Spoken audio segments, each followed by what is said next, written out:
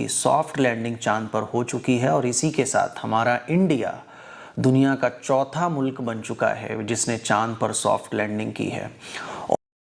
तो hi guys, कैसे हैं आप? आई होप आप ठीक होंगे। मैं फिलहाल ठीक हूँ। आप सुनाएं, आप कैसे हैं?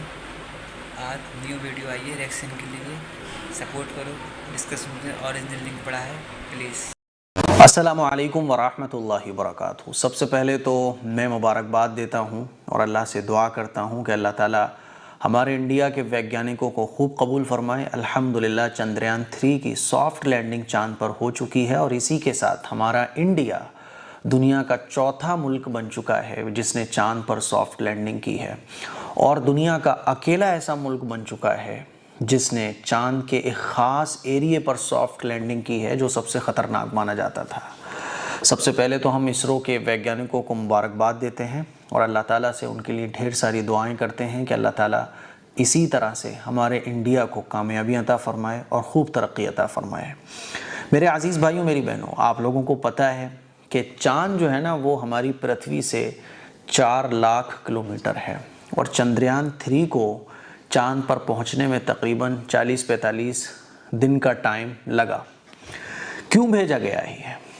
कुछ बातें हैं ज़रूरी जो मैं आप लोगों से शेयर करना चाहता हूँ। पूरा जो भेजा गया था ना जब चंद्रयान, तो कैसा था आप देखिए, इस तरह का था। फिर जैसे जैसे ये आगे बढ़ता गया इसके पार्ट्स इससे अलग होते गए और आखिर में बचा ये विक्रम लैंडर जिसको आप स्क्रीन पर देख रहे हैं। इसको उतरना था चांद पर। इससे पहले 2 दफ़ा इंडिया ने चंद्रयान को भेजा है लेकिन क्रैश हो गया वो किसी वजह से। अल्लाह ताला ने इस दुनिया के अंदर कुछ निज़ाम ही ऐसा बनाया है कि आदमी जब प्रैक्टिस करता है, मेहनत करता है, प्रैक्टिस करता है, मेहनत करता है, फिर वो सक्सेस हो जाता है। आप जितनी भी वैज्ञानिकों की लाइफ को उठा के देखोगे, जितनी भी चीज़ें आप आज इलेक्ट्रिक देख लो आप, या जो भी चीज़ें हमारे सामने दिन ब दिन वो सुधरती हैं और उनको पहले के टाइम में आप देखोगे तो अजीब सी लगेंगी। तो अल्लाह ने निज़ाम ही ये रखा है कि मेहनत के बाद ही वो चीज़ सही हो पाती है। तो चंद्रयान 3 जो है भेजा गया था और फिर जो गलतियां हुई थी, जो कमियां रह गई थी, उस पर मेहनत की इसरो के वैज्ञानिकों ने और आखिर में ये विक्रम लैंडर जो है ना चांद पर उतर गया। अच्छा, ये इसरो के वैज्ञानिक बैठे हुए नज़ारे देख रहे हैं। आपने भी लाइव नज़ारा चंद्रयान 3 की लैंडिंग का ज़रूर देखा होगा। इसके अंदर है ना प्रज्ञान रोवर, इसके अंदर है, वो निकला जब इसकी विक्रम लैंडर की लैंडिंग हो गई, सॉफ्ट लैंडिंग, तो इसके अंदर फिर वो एक रोबोट है प्रज्ञान रोवर, वो निकला। अब वो अपना काम करेगा, चांद पर घूमेगा और घूम घूम कर फोटोज इकट्ठी करेगा। और चंद्रयान 3 को क्यों भेजा गया है? चांद पर ऑक्सीजन और पानी की तलाश करने के लिए। अब ये जो विक्रम लैंडर के अंदर जो एक रोबोट प्रज्ञान रोवर निकला है ना, अभी ये चांद पर घूमेगा और चांद पर घूम घूम के जो है ना ये फोटोज़ क्लिक करेगा, रिसर्च करेगा। तो चंद्रयान 3 को भेजने का जो मकसद है वो ये है कि चांद पर पानी और ऑक्सीजन, अगर चांद पर पानी और ऑक्सीजन मिल जाता है तो फिर वहाँ इंसान का रहना मुमकिन होगा, पॉसिबल होगा। इसीलिए इसको इंडिया की बहुत बड़ी कामयाबी कहा जा रहा है, क्योंकि जहाँ पर चंद्रयान 3 लैंड हुआ है ना वो एरिया बहुत ख़ास है और वहाँ अब तक किसी ने सॉफ्ट लैंडिंग नहीं की है।